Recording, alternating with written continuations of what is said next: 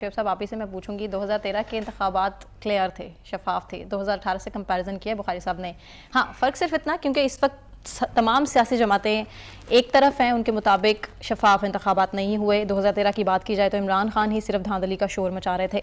आपके मुताबिक क्या सूरत हाल है? ये किसने कहा सिर्फ इमरान खान धांधली का शोर मचा रहे थे? पीपल्स पार्टी ने भी उन इंतखाबात को मुकम्मल तौर पर रिजेक्ट किया था, मगर उन्होंने उस तरह नहीं जिस तरह इमरान खान बिल्कुल इन्होंने उसी तरह किया था। ये बात गलत है।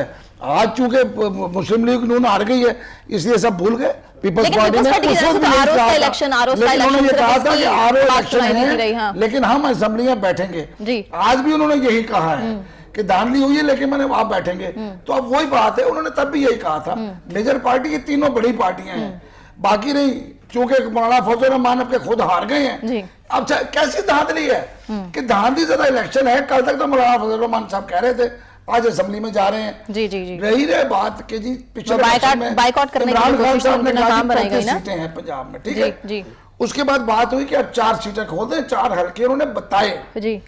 उसमें से पहला हल्का खुला अयाज सादिक साहब का जी, और उसमें अयाज सादिक साहब को वहां से फारिग कर दिया गया, जिसके बाद वहां पे इलेक्शन हुआ जी, उसमें वो जो इतने लंबी लीड से जीते हुए थे सिर्फ 2500 से जीत सके, और वो भी जिमनी इलेक्शन में जिसमें पूरी हुकूमती मशीनरी ने साथ दिया था।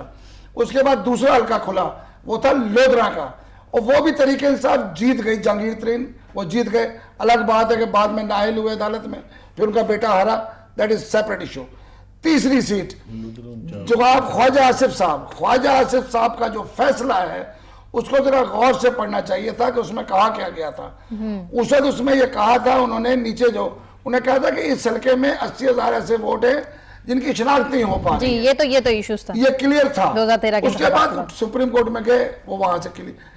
अच्छा, और बाकी रहा तीसरा आखिरी फैसला, वो था जनाब ख्वाजा साद रफीक का। लेकिन शेख साहब फॉर्म 45 पे अब जो इश्यूज, जो एतराजात उठ रहे हैं उसका भी तो जवाब देना है। उठ रहे हैं, एक चीज क्लियर है, बहुत क्लियर है कि